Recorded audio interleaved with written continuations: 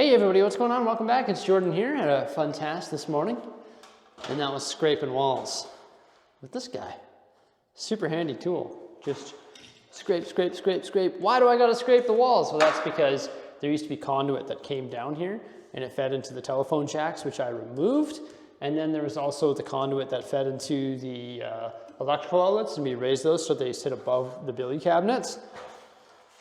So I actually made the mistake of not removing those first because I didn't know that we could do that. And I didn't know if I wanted to raise the electrical outlets. So we painted first. And then I was like, oh, I gotta remove all this stuff. So I removed it, got it raised up, and now scraped the walls so it's easy to paint and looks good.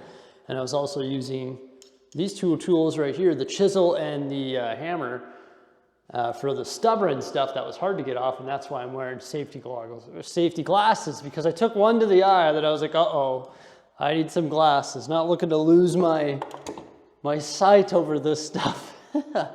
So yeah, that was extremely fun. Now all we have to do is paint it. And we're gonna save that for when we're actually painting other stuff, because there's prep for paint. But once the paint is in the roller or in the tray and on the roller, it's gonna be like roll, roll, done, roll, roll, done. It'll be super easy. 1 or 2 coats, it'll literally take 5 minutes. It's like 10 rolls up and down the wall and then it's done. So that will be good. At least it's prepped for when we start painting. That's fabulous. Great way to start the day. Nothing better than scraping a wall. I also got the furnace cleaning guys here today, and they are working on sucking out everything from the underground heating vents. They are gross, so they're just running their big vacuum and sucking everything out of here. So I was cleaning that in-floor vent, which is probably never been cleaned, and it's pretty massive. So I was like, you know, we got a new furnace, we got everything, we got new ducting. It's like, we may as well clean that just because it's gonna improve the air quality in here. So that was mighty important. And while I was taking care of that stuff, Paul was here and he was working on taping and mudding. So the stairs have been taped and mudded, and also all the boarding on the walls over there has been taped and mudded as well. Paul is the master at that, so he's got a system. He tapes and muds the first coat, and the first coat is very thick. So it does like all of the seams. There's a seam there between the drywall sheets, and then there's a seam down there, and he puts it on there, and then he tapes it, and then he does like a really neat and tidy job. You see, that's like the first coat. Nothing really has to be sanded there. So he doesn't even sand it after the first coat. But then on the second coat, he does a light sanding.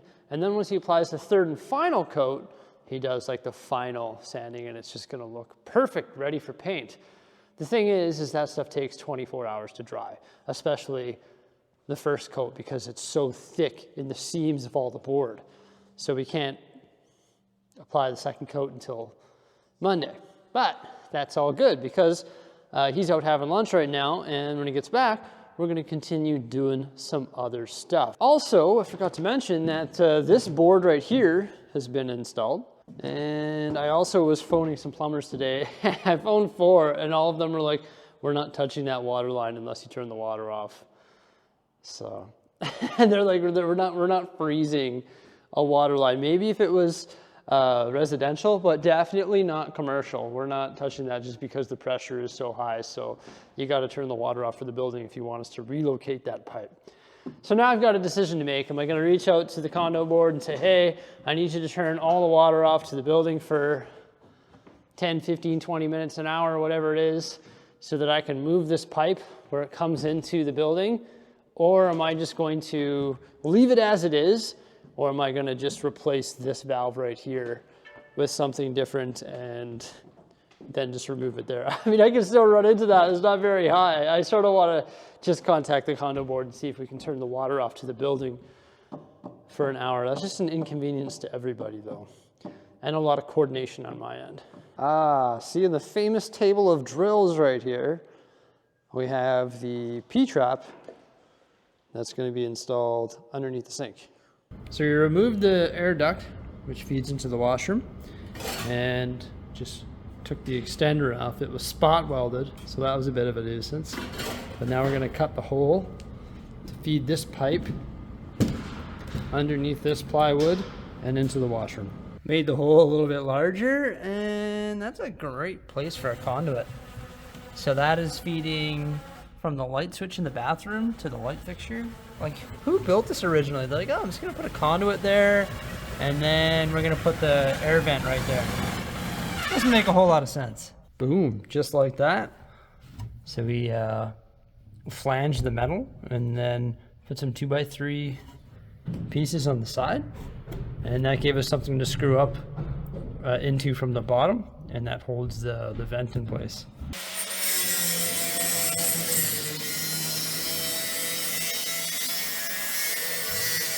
So these were like really sharp, and we decided that we would use the angle grinder to cut them at an angle. Also, some of them were like sticking off by like 1/2 inch. So we trimmed those so they look a little bit better. Then I took the file and just filed them to get rid of all the rough edge. I got the hockey game on over there. We're working away here. Put the first piece of trim on the bottom of these cabinets. So this here is just a nice piece of trim that feeds along.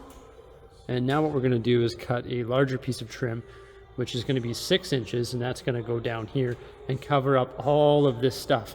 And what's nice about that is that's gonna give me an edge or a lip right here, and that's where I can actually put my Bricksie sign. So I'm gonna have a nice lip that I can work off of so I can put that sign up here. So it's like a win-win because it's gonna make it look polished, it's gonna clean this all up, and I get to hang that epic sign. So that's pretty cool. And I just finished nail gutting that piece of trim on that smaller cabinet there because we're gonna make it match on either side. But we're playing the Toronto Maple Leafs, so it's sort of a big game right now. Hopefully they score. It's a power play. Edmonton Oilers. Keep it in there, boys. They could do it right now.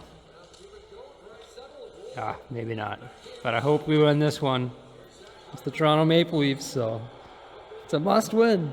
It's funny, I made the decision this morning to wear different footwear. I've been like wearing my Adidas running shoes, and it's like, why am I not wearing these in the construction site? Like my hikers? That was a fail. I've pretty much ruined my Adidas sneakers, which were like perfect. Did I feature this yet? Yeah, so that's gone. And we just put this back in. We screwed some 2x3s on the bottom of it, and that allowed us just to put that back in there. We also reinforced this a bit too. So that's nice and sturdy. And there's the pipe running into the side now. There's a will, there's a way. Also shot backed up here, cleaned up all the sawdust that was created. And then that just feeds right into the washroom. And that conduit didn't get in the way, so that's good. And you know what? Someone kept asking me, a couple people actually commented saying, why do you need heat in the washroom? I don't know about you, but when I go to the washroom, I want the porcelain to be warm, not cold. So I want to just keep heating the washroom for that reason. I just want the toilet to be warm, to be honest with you. Hey, there's my coffee. I was looking for that. I put it on the scissor lift. Why would I do that? So we're done for the day, but I think what we've got done looks pretty sweet. Taping, mudding, and also that board. You see how that tidied that right up? That 6-inch board. Beauty. So now when we prime that / paint it, it's going to blend in real nice. And we're actually going to paint that whole wall and that staircase, so over here, a different color. It's going to be like a gray color. And then this wall, the drywalled one, is actually going to be painted so that it matches the rest of the walls. It's like a bluish gray color. And I still haven't heard back from the banner company in regards to, or the decal company in regards to putting the vinyl on the walls, which would be a cloud vinyl. So I've still got to figure out what we're going to do there, which is unfortunate because I don't really know what we're going to do. It really just comes down to execution and price. But the only thing that is gonna hold up in the production of all of this is the carpet in the warehouse area. Because if they're gonna be applying those large vinyls to the walls, they're gonna have to bring in one of these, which is a scissor lift. And I don't want them to drive that on the carpet. So it just makes sense to hold off on doing that. But I still think I'm gonna paint these walls, I think, just because why not? But I guess if they're putting vinyl over top of it, they don't really need to be painted. So I really need to come to a conclusion as to what we're doing with the clouds. I need to phone some more mural companies. A lot of people have been suggesting that I paint it, but I'm gonna tell you right now that painting it is gonna be a pain in the behind. Getting way up there in the ceiling, making it dark around the ceiling and transition into a lighter color. The only way I'm willing to paint it is if a professional mural artist does it. I got one quote that came in at $30K, $32,000. So I was like, yeah, that's a no-go. $32,000. And that sort of like demoralized me. I was like, oh, I don't really want to contact any more mural artists because they're professional artists and it's a big project. It's a lot of paint. They got to bring in the scissor lift. It's a big job and it takes a lot of skill. So that is an expensive procedure. If you're from Edmonton and you're a mural artist, reach out to me in the comment section and maybe we can work together. But I'm not willing to spend $32,000 on it. But yeah, check this out. It's definitely looking pretty fresh there. There is that nice ledge now, so I can put the Bricksie art there, which is pretty cool. And then of course, all the other art is gonna go on these massive walls. It's not perfectly level. That's just because the metal that sits on was not perfectly level, but it's perfect. Like it looks beautiful. So it's also talking to Paul, who we're actually going to introduce to you guys next week, about what we could do for this air duct. And I think we came up with well, actually, he came up with a pretty good idea. He's like, you should just put Lego on it. I was like, well, how are we going to do that? He's like, well, what we could do is like take this really lightweight board, it's like really thin plywood, and put it on the front. And all we have to do is put a 1x3 or a 1x2 on the back of it. That's a piece of lumber. And then we could just like put a couple little screws in, and then this would be covered. And this is what you should do is like glue your Lego bricks to it. I was like, wait a minute, we could do base plates. So this here is exactly 10 inches and like the height of it, which is a base plate. So I could put the board on there and hang it off, and then we could put base plates. I don't know what colors I would use. Maybe I'd alternate between like blue and green and white or something, but then we have all those available studs. So if I wanted to one day put like some sort of art on there or put tiles on there or do something, it might be cool. Or maybe I just need to use all white base plates. Maybe that would look a little bit better, but we could just cover that with studs. Framing around it, it's a pretty big job. Just framing around it and drywalling it and taping and mudding around that. It's a pretty big job, and I don't know if I want to do that. That's more so permanent. And what I'm discussing right now is more so just like a temporary solution that might look pretty good. It would just dress up the face of it. Also, what we could do is that's 10 inches there, but we could make the board that's going to hang off it 12 inches, so it comes down 1 more inch, and then I can put the base plates down to the bottom of that, so it would sort of cover up the brackets, and then there'd be a white line going around the top of it because that board comes in white. If you looked at the back of my stairs at home, not these ones, but he used the same board on the stair backs. So it's a good idea as to how to cover that up and sort of blend that in and make it look Lego-ish. And I sort of want to run with that. I think that's a cool idea. I did the measurement, I think it was 28 base plates for everything. I think it was 16 there and 12 there. So 28 to 280 Canadian dollars, and then the material for like the wood material. So call it $300 wood material and then some labor. So not too bad. Whereas taping, boarding, taping, framing, all that would be a little bit more than that. I would say a lot more work involved with that. But yeah, I need to figure out what we're gonna do here for the cloud backdrop, or if I'm even gonna do it. Are we just gonna paint this the light blue color that it is now, like the light bluish gray, make it look spiffy, maybe put some sort of curtain on the back wall? Are we gonna hear back about the vinyl? I hope we hear back soon and we move forward with that. That's truly what I wanna do, is the vinyl from floor to ceiling with a custom printed clouds that sort of transitions in multicolors. So it's like dark at the top and light toward the bottom with the clouds, maybe a sun somewhere. I think that would be the ultimate way to get exactly what I want, because it can be like digitally designed and messed around with, whereas a mural is quite permanent. So I think I still want to lean toward the vinyl, but it just really comes down to execution and as to when it can be done, how it would be done, and what the cost of it is. I think I mentioned it, phoned some plumbers, so I got to figure out what we're going to do there. But that pipe is the only thing that's in the way now. So today, right now when I'm filming this video, is Saturday. So the things that we have to do now is just make this pony wall here, board that, tape and mud that, do the second and third coats of taping and mudding, and then we have to paint. These shelves on this side here has got to be primed and then painted as well.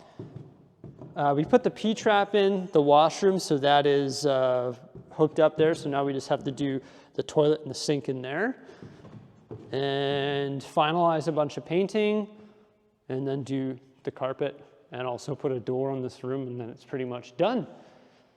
But the big question mark are these bloody clouds. How am I going to put clouds in here? That is really the thing that is stumping me the most right now. The clouds. That's going to end up holding up city production, which is unfortunate. At least until I figure that out, it's going to hold up the carpet and hold up the clouds and hold up the city, but I can still develop the studio. We can still put carpet up there, start developing the studio, and we can still start developing the shelving rooms, because literally all that needs to be figured out there is the painting of the walls where I scraped today. And then I'm also going to be contacting the guy that's potentially going to be doing the vinyl back here, but I'm going to get some vinyl made for the windows too. I'm going to black it out. I'm just going to put something that's not going to allow any light in here and doesn't look like a dog's breakfast. And the problem with this stuff too, this plasterboard or core board or whatever the heck it's called, is it attracts dust, and the dust and the dirt gets stuck to it because it's sort of staticky, so that stuff will get dirty real easily. So I'm not a huge fan of that either. So it's a good temporary solution, but eventually I'll be upgrading the window coverings as well. Yeah, just sort of hanging out. Oilers game, it's 5-0, turned it off. Brutal, brutal. What happened there? I don't know. I don't know at all. Crazy. It's just, that's what we got done this week. Quite a bit of stuff. I feel like there was a lot that got done, but there's still a lot to do, but we're getting there. You know, it's not a race, and staying positive and staying happy and saying, you know, this is going to be epic. It's going to turn out to be amazing, and I can't wait for it to be all done. There's still some question marks, but there's a lot of things that are like right on the finish line. Like, we're so close. So close. Thank you so much for coming on by. Please remember to like, subscribe, and stay tuned for some more great stuff. And farewell.